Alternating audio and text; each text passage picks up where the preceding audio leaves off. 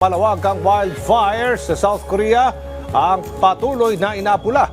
Samantala dumating na sa bansang France si Ukraine President Volodymyr Zelensky para dumalo sa isang summit at dandang Muslim ang nagsama-sama sa Abu Dhabi. Si Joyce Alamatin sa sentro ng balita. Umabot na sa 24 ang namamatay sa malawakang wildfire sa South Korea.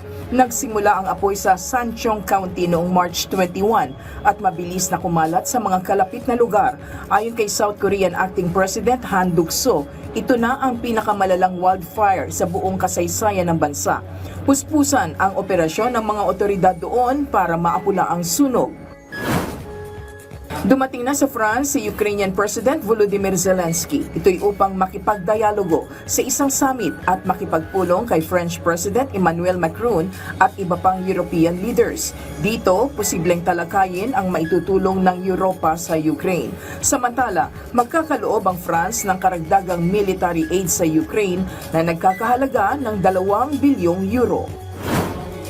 Nagtipon ang daang-daang mga Muslim sa Sheikh Zayed Grand Mosque sa Abu Dhabi. Kaugnay ito ng pag-oobserba sa kanilang Laylat al-Qadar o tinatawag na Night of Destiny. Isa ito sa banal na gabi ng mga Muslim tuwing buwan ng Ramadan.